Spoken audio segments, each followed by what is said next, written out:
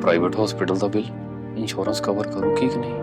मुख्यमंत्री सहज योजना कार्ड हैगा, फिर कोई टेंशन नहीं, थोड़ा सारा ट्रीटमेंट कैशलेस है। बिना पैसिਆਂ ਦੇ? जी हाँ। ਹਰੇਕ ਨਾਗਰਿਕ ਜਿਹੜਾ ਹੈ ਉਹ ਮੁੱਖ ਮੰਤਰੀ ਸਿਹਤ ਕਾਰਡ ਜਦੋਂ ਬਣ ਗਿਆ ਤਾਂ ਉਹ 10 ਲੱਖ ਰੁਪਏ ਦਾ ਮੁਫਤ ਤੇ ਕੈਸ਼ਲੈਸ ਜਿਹੜਾ ਇਲਾਜ ਕਰਾਉਣ ਦੇ काबिल भी होगा, एलिजिबल भी होगा। पंजाब सरकार लेकर आई है दुनिया की पहली सेहत योजना। अब पैसे के कारण पंजाब का कोई भी नागरिक बढ़िया इलाज से वंचित नहीं रहेगा। सेहत का हक सबके लिए।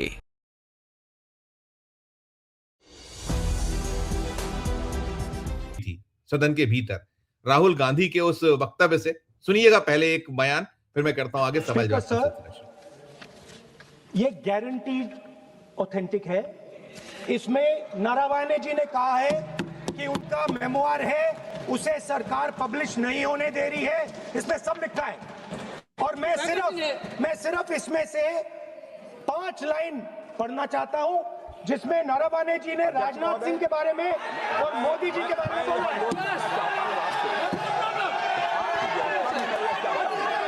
जो पुस्तक प्रकाशित हुई ही नहीं है तो किस पुस्तक को यहाँ पर उल्लेख करना चाहते हैं उनके बारे में? माननीय अध्यक्ष जी, विवाद लीडर ऑपोजिशन ने ही समाप्त कर दिया है।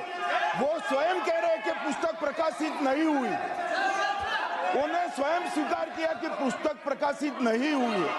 अब जो पुस्तक प्रकाशित नहीं हुई है इसका जिक्र सदन में कैसे हो सकता है? और प्रकाशित हो तो भी नहीं कर सकते, मगर प्रकाशित ही नहीं हुई है। हाँ, ऐसे प्रकाशित कोई भी किताब प्रकाशित, कोई भी मेल पर, कोई भी चीज पर चर्चा कैसे हो सकती है यहाँ सदन में? माननीय सदस्य, आप राष्ट्रपति अभिभाषण को बोले। We're within a few hundred meters of our positions on the Kailash range.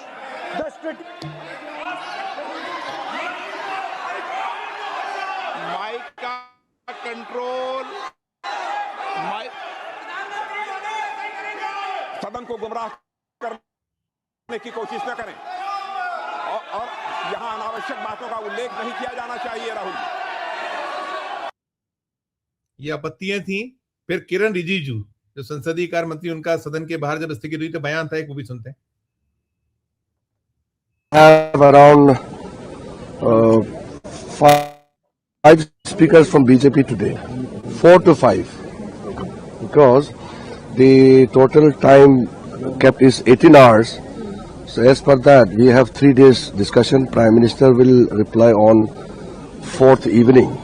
So keeping that in mind, since we will, NDA will have around 55% of the time, I think I'm told after the motion is moved by Sarvananda Sonowal ji and to be seconded by Tejasvi Surya, the leader of opposition will speak. Sir, opposition ने कहा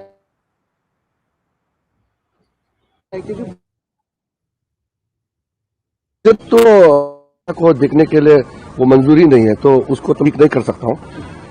पूरा दुनिया देख रहा है देश का budget के बारे में कि आज भारत का बजट सिर्फ छोटा बजट सिर्फ हिंदुस्तानियों के लिए नहीं, आज विश्व के लोग भी भारत के बजट को देखते हैं। अगर यूपीए सरकार का समय 2014 आखिरी जो बजट है उसमें से जितना बजट पेश किया, आप कैपिटल एक्सपेंडिचर देख लो 2 लाख करोड़, आज यहाँ 12.5 लाख करोड़ का आसपास हो गए। कितना जंप, कितना साइज बदल चुके हैं। तो बजट के बारे में तो कांग्रेस और उनके लोगों का जो सोच है वो इतना नकारात्मक है, इतना निगेटिव है कि वो लोगों को गलत संदेश देना चाहते हैं। दुनिया मानता है, ये हम झूठ बोल सकते हैं कि आज दुनिया में बड़े आर्थिक देश में सबसे तेजी से बढ़ने वाला भारत है। ये कोई झूठ बोलने का चीज है क्या? ये दुनिया देख रहा है। आज इन्वेस्टमेंट रिकॉर्ड पे आ रहा है। आज मोदी जी के नेतृत्व में पूरे बड़े बड़े देश भारत के साथ फ्री ट्रेड एग्रीमेंट करना चाह रहे हैं। आज भारत में सब निवेश करना चाहते हैं। हमारा एक्सपोर्ट रिकॉर्ड पे रिकॉर्ड कायम किया जा रहा है।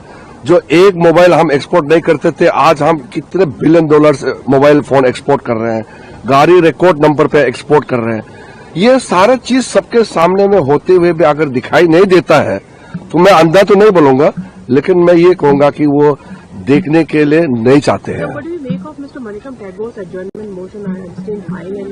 अभी एडजर्नमेंट मोशन का सवाल नहीं है, आज राष्ट्रपति जी का अभिभाषण का धन्यवाद प्रस्ताव है, उस पर चर्चा 3 दिन रखा है, 18 घंटे वो पूरा करेंगे, उसके बाद बजट पे चर्चा होगी। ये सीमित हमारा बिजनेस है इस बार। ये सारा का सारा सुना आपने। रविंद्र सिंह चौहान भी जुड़ गए हमारे साथ। रविंद्र जी का ही बहुत स्वागत करूंगा। मैं रविंद्र जी आप ही से शुरुआत कर देता हूं और लगातार फिर जाता रहूंगा अलग अलग। ये जो आपत्तियां हुई जिस तरह की सत्तारूढ़ दल की ओर से, ट्रेजरी बेंच की ओर से, और बोलने ही नहीं दिया गया। 1:30 बजे शुरू होता है, 4 बजे तक चलता है, 3 बार स्थगित होती है और वो अपनी एक लाइन पे शुरू में ही अटके रहते हैं, वहां से बढ़ने ही नहीं दिया जाता है। और आपत्तियां वही है कि नियमों के तहत नहीं है, ये कहीं देश को अस्थिर करने का प्रयास है जो रटा रटा है, लेकिन नियम के विरुद्ध है। ये कैसे हो गया? आपने आसंदी ने दिया, लेकिन वो कह रहे हैं कि सुनिए तो सही, नेता विपक्ष के अधिकार तो सभी को पता है। शुरुआत आपसे। नहीं, सभी को कैसे पता है? ओम बिरला का तो नहीं पता, सभी को तो नहीं पता ना सर। संजीव जी, अगर सबको पता होते तो ओम बिरला को भी पता होता। लेकिन जिस तरीके से व्यवहार हम लोग देख रहे हैं स्पीकर का, और इस पूरे घटनाक्रम में देखिए, सरकार अपनी तरफ से अपने आप को बचाने की कोशिश कर रही है और करती, सारी सरकारें करती हैं, लेकिन तभी तो निष्पक्षता का तकाजा है ना कि जो आसंदी है वो इस तरह का व्यवहार करे कि कम से कम जो थोड़ा सा तो न्याय संगत दिखे। लेकिन यहाँ तो एक तरफा बुलडोज करने की कोशिश है, ओपोजिशन की वॉइस को बिल्कुल खत्म करने की कोशिश की जा रही है। इस तरह के नजारे हम लोगों ने पहले तो देखे नहीं है, पूर्व के स्पीकर्स ने तो कभी नहीं किया। ठीक है, सुमित्रा महाजन भी साइड लेती थी, लेकिन इतना ज्यादा नहीं करती थी। और ओम बिरला भी पहला जो इनका कार्यकाल था उससे कहीं ज्यादा अब खतरनाक तरीके से वो काम करते हुए दिख रहे हैं।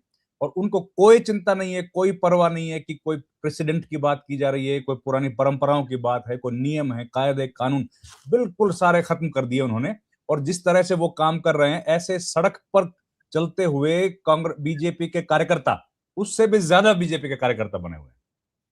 उनको इस बात की कोई चिंता नहीं है कि सदन के भीतर जो जिस तरह का व्यवहार उनका रहता है वो एक रेप्लिकेट होता है, वो केवल लोकसभा के स्पीकर का नहीं है, उसी तरह का व्यवहार रिफ्लेक्ट करते हैं बाकी विधानसभाओं में भी जो देश भर में है, वो एक नजीर बनती है। लेकिन इनका जो व्यवहार है वो वाकई बहुत चिंता की बात है।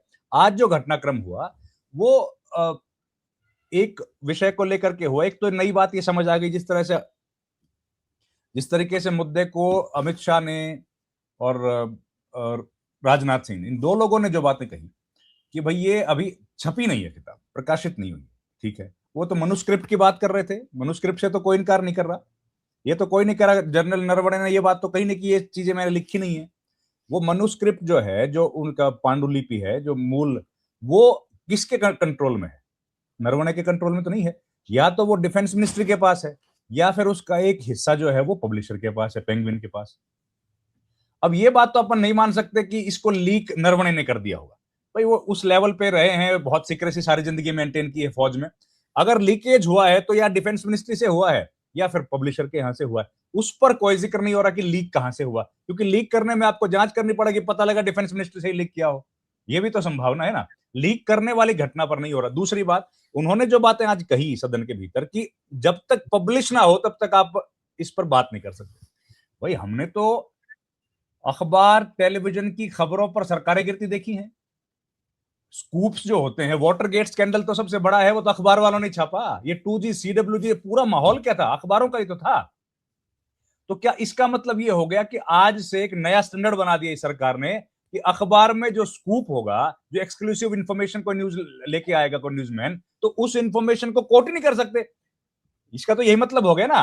अगर वो स्कूप करके लेके आया, डिफेंस मिनिस्ट्री से उसने डॉक्यूमेंट निकाले या पब्लिशर के यहां से लेके आया और उसने खबर छापी है, तो आप उसका क्रेडिट छीन ले रहे हैं और उसको देशद्रोही बता देंगे क्या? उसको किस श्रेणी में रखेंगे? ठीक है, ये तो ऑफिशियल डॉक्यूमेंट तो है नहीं तो ऑफिशियल सीक्रेट एक्ट भी लगा देते हैं आप तो ये तमाम जो चीजें देख रहे हैं और उसके भीतर जो संसद के भीतर जो कार्यकलाप देखने को मिले, वो तो कमाल की बात है कि नेता विपक्ष को तो कितना ही बोलने का अधिकार है उसको बोलने भर का अधिकार नहीं है, कितना ही बोलने का अधिकार है, और जब चाहे तब बोलने का अधिकार है।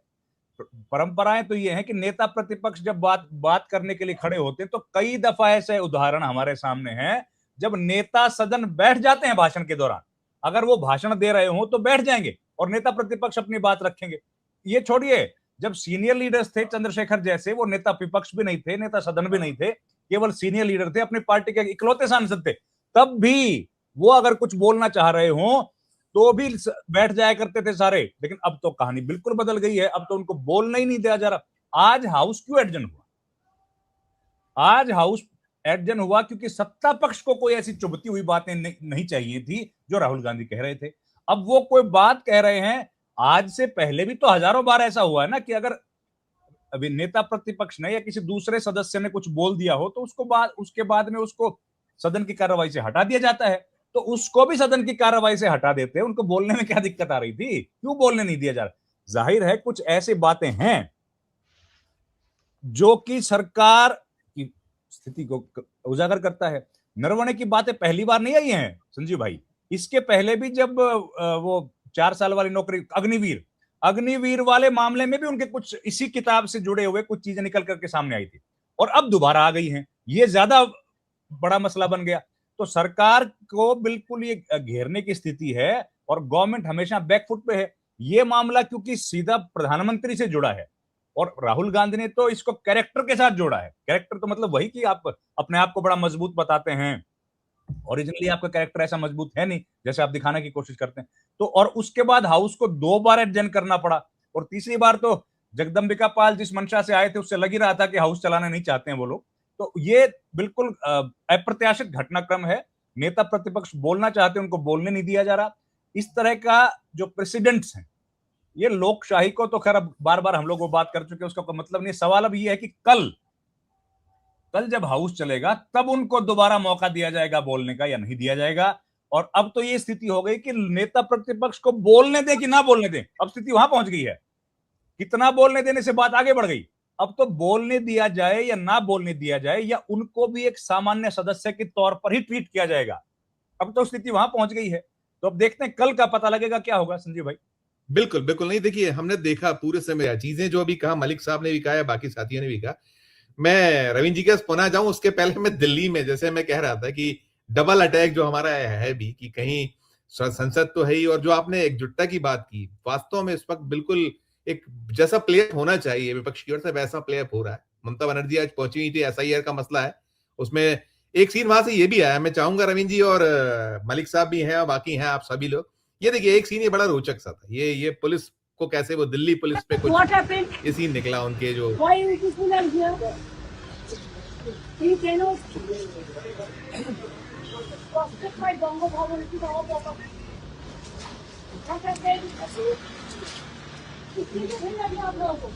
क्यों क्या हुआ आप लोगों ने क्या कर रहा है इधर में? दिल्ली पुलिस से क्यों आप लोग थ्रेट कर रहा है? क्या किया है? आप इधर में रुको, आप तो इधर में तो भाग क्यों रहा है? देखिए भाई, हम नमस्ते करके कहते हैं, आप लोगों को जैसा भाई बहन है, हमारा भी भाई बहन है। अगर कोई लोगों को घर में कोई आदमी को डेथ हो गया SIR में, वो लोग बच्चा लेके वो सुप्रीम कोर्ट का पास बात करने के लिए आए। हमारा कल प्रेस मीडिया है, मीडिया के साथ मिक्स करने के लिए आया। हम कोई एजुकेशन नहीं करने के लिए आया। अगर आप हमको कुछ ऐसा करेंगे बेइज्जती, तो हम भी जब तक हम काम लेना चाहता है। लेकिन आप मेहरबानी करके इसको बात सुनते हमारे लोगों को हैरान मत करो। ये लोग क्या रास्ता पे रुकेगा, सड़क पे रुकेगा? नहीं तो आपको घर में लोग जायगा दीजिए, हम भेज देता है। एक ठीक नहीं है। ठीक है, आप जो जगह में लोग रहता है, आप उधर में जाके सब सुबह से तंग किया है। मैं देखो घर का कपड़ा पड़ के चलाया, इसी के लिए हमको रुक नहीं सकता है। अगर सुप्रीम कोर्ट परमिशन देगा, हमने फाइल किया है केस।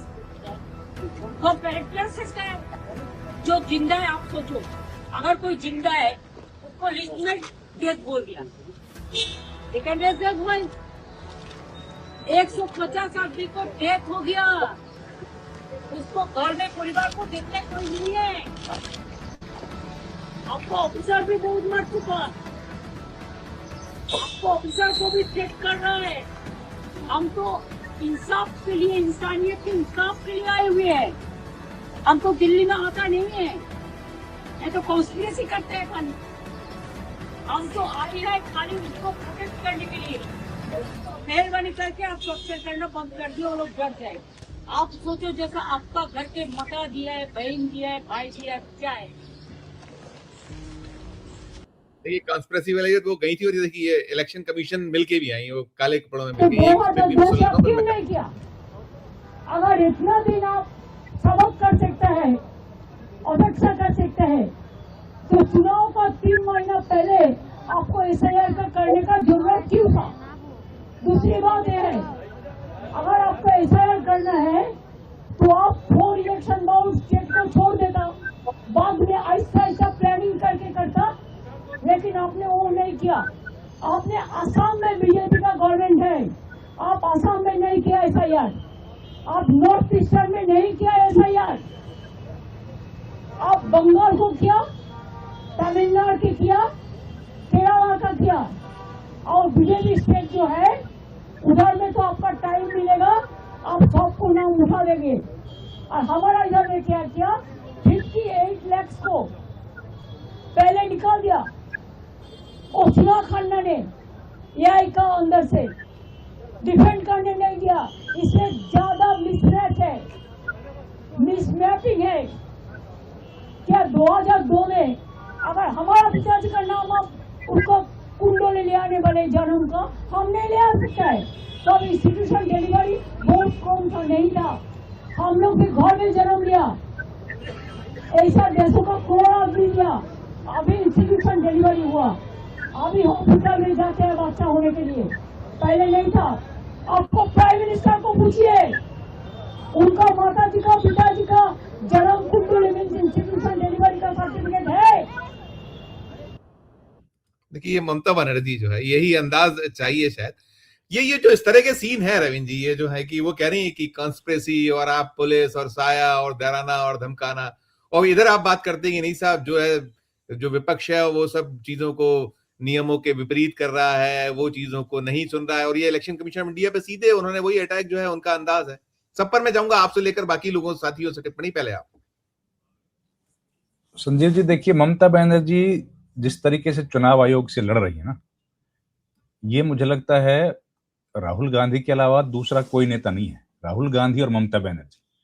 अब ये एसआईआर की पूरी प्रक्रिया तो सारे राज्यों में इसी तरीके से हो रही है, अखिलेश यादव के स्टेट में भी हो रही है, तेजस्वी के भी हुई, स्टालिन भी ऐसे ही जूझ रहे हैं, लेकिन वो एग्रेशन इन नेताओं में क्यों नहीं है? खाली नेता विपक्ष तो ठीक है, राहुल गांधी हैं, लेकिन क्या पूरे नेता विपक्ष का मतलब क्या बाकी नेता सो ही जाएंगे? वो एग्रेशन क्यों नहीं दिखा पा रहे? वो एग्रेशन की तो सब जगह जरूरत है, और सबसे बड़ा सबको पता है इस बात का कि बंगाल के बाद अगला टारगेट तो यूपी है, और तो कोई टारगेट है नहीं। तो यूपी का टारगेट है, तो भी यूपी के भीतर किस तरह से एसआईआर की प्रक्रिया चल रही है, क्या अखिलेश यादव को स्ट्रांगली वहां स्टैंड नहीं लेना चाहिए? हाँ सर, हो सकता है ले रहे होंगे, लेकिन अभी दिख नहीं रहा है। जो दिख रहा है हम तो वो बात कर रहे हैं। अगर अच्छे से कर देंगे तो मुझे लगता है ज्यादा अच्छा रहेगा। लेकिन ये डेमोक्रेटिक सेटअप में हम लोग बार बार संजीव भाई जो बातें करते हैं, और मोदी सरकार के बारे में तो जिक्र करते ही है, लेकिन ये ममता, ये जो ज्ञानेश कुमार है ना, इतिहास में इनसे ज्यादा काले अक्षरों में किसी का नाम लिखा नहीं जाएगा डेमोक्रेसी को खत्म करने के लिए। हालांकि वो अपना तो उनका कुछ है नहीं, वो तो अपने से तो कुछ कर नहीं पा रहे, वो तो आदेशों का ही पालन कर रहे हैं। लेकिन जाहिर है जो आदेश का पालन करेगा, अब वो भी इतने साल सिविल सर्वेंट रहे हैं, थोड़ा बहुत तो जिम्मेदारी उनको दिखानी चाहिए, लेकिन खैर उन बातों का मतलब नहीं है। पर ये ममता बनर्जी ने जो स्ट्रॉन्ग स्टैंड लिया है और अब भीतर जाके आई है, तो उसके बाद अपन सारी बात सुन नहीं पाए।